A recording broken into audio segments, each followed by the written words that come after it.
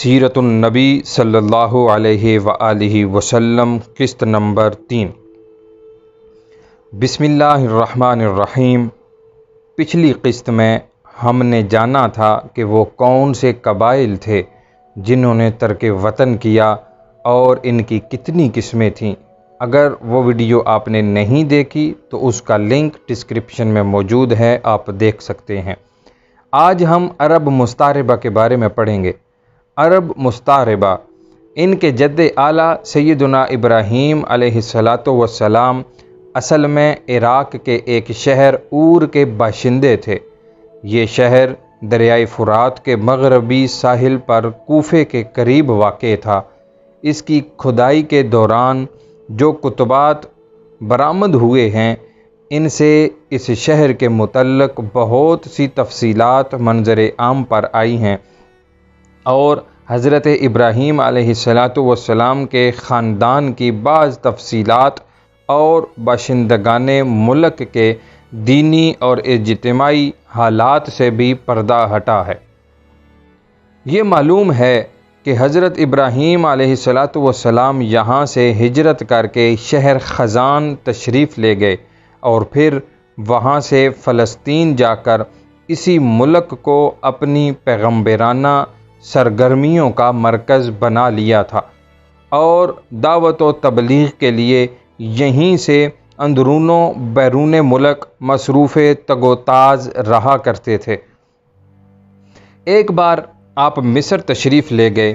فرعون نے آپ کی بیوی حضرت سارہ سلام اللہ علیہا کی کیفیت سنی تو ان کے بارے میں بدنیت ہو گیا اور اپنے دربار میں برے ارادے سے بلایا، لیکن اللہ نے حضرت سارہ سلام اللہ علیہا کی دعا کے نتیجے میں غیبی طور پر فرعون کی ایسی گرفت کی کہ وہ ہاتھ پاؤں مارنے اور پھینکنے لگا۔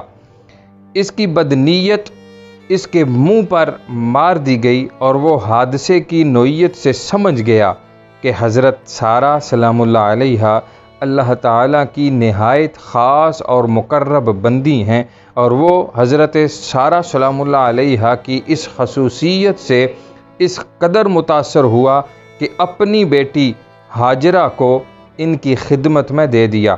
پھر حضرت سارہ سلام اللہ علیہا نے حضرت ہاجرہ کو حضرت ابراہیم علیہ السلام کی زوجیت میں دے دیا۔ حضرت ابراہیم علیہ السلام حضرت سارہ اور حضرت ہاجرہ کو لے کر فلسطین واپس تشریف لے۔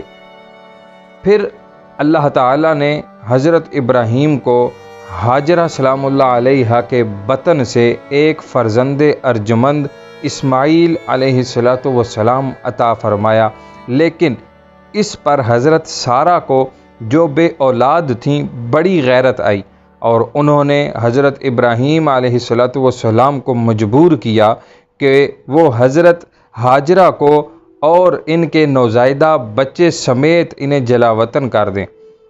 حالات نے ایسا رخ اختیار کیا کہ انہیں حضرت سارہ سلام اللہ علیہا کی بات ماننی پڑی اور وہ حضرت ہاجرہ اور حضرت اسماعیل کو ہمراہ لیے حجاز تشریف لے گئے اور وہاں ایک بے آب و گیاہ وادی میں بیت اللہ شریف کے نزدیک ٹھہرا دیا۔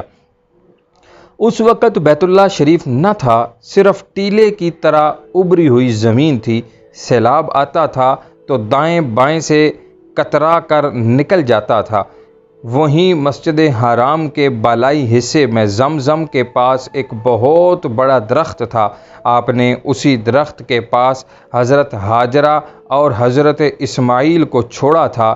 اس وقت مکہ میں نہ پانی تھا، نہ آدم اور نہ آدم ذات، اس لیے حضرت ابراہیم علیہ السلام نے ایک توشادان میں کھجور اور ایک مشکیزے میں پانی رکھ دیا۔ اس کے بعد فلسطین واپس چلے گئے، لیکن چند ہی دن میں کھجور اور پانی ختم ہو گیا اور سخت مشکل پیش آئی، مگر اس وقت اللہ کے فضل سے زمزم کا چشمہ پھوٹ پڑا اور ایک عرصہ تک کے لیے سامان رزق اور متاع حیات بن گیا۔ کچھ عرصے بعد یمن سے ایک قبیلہ آیا جسے تاریخ میں جرہم ثانی کہا جاتا ہے۔ یہ قبیلہ حضرت اسماعیل علیہ السلام کی ماں کی اجازت لے کر مکہ میں ٹھہر گیا۔ کہا جاتا ہے کہ یہ قبیلہ پہلے مکہ کے گرد و پیش کی وادیوں میں سکونت پذیر تھا۔ صحیح بخاری میں اتنی صراحت موجود ہے کہ رہائش کی غرض سے یہ لوگ مکہ میں حضرت اسماعیل علیہ السلام کی آمد کے بعد اور ان کے جوان ہونے سے پہلے وارد ہوئے، لیکن اس وادی سے ان کا گزر اس سے پہلے بھی ہوا کرتا تھا۔ حضرت ابراہیم علیہ السلام اپنے متروکات کی نگہداشت کے لیے وقتاً فوقتاً مکہ تشریف لایا کرتے تھے، لیکن یہ معلوم نہ ہو سکا کہ اس طرح ان کی آمد کتنی بار ہوئی۔ قرآن مجید میں بیان کیا گیا ہے کہ اللہ تعالیٰ نے حضرت ابراہیم علیہ السلام کو خواب میں دکھلایا کہ وہ اپنے صاحبزادے حضرت اسماعیل علیہ السلام کو ذبح کر رہے ہیں۔ یہ خواب ایک طرح کا حکم الہی تھا اور باپ بیٹے دونوں اس حکم الہی کی تعمیل کے لیے تیار ہو گئے، اور جب دونوں نے سر تسلیم خم کر دیا اور باپ نے بیٹے کو پیشانی کے بل لٹا دیا تو اللہ نے پکارا، اے ابراہیم، تم نے خواب کو سچ کر دکھایا اور ہم نیکوکاروں کو اسی طرح بدلہ دیتے ہیں۔ یقیناً یہ ایک کھلی ہوئی آزمائش تھی اور اللہ تعالیٰ نے انہیں فدیے میں ایک ذبیحہ عطا فرمایا۔ آج کے لیے اتنا ہی، مزید تفصیل اگلی قسط میں۔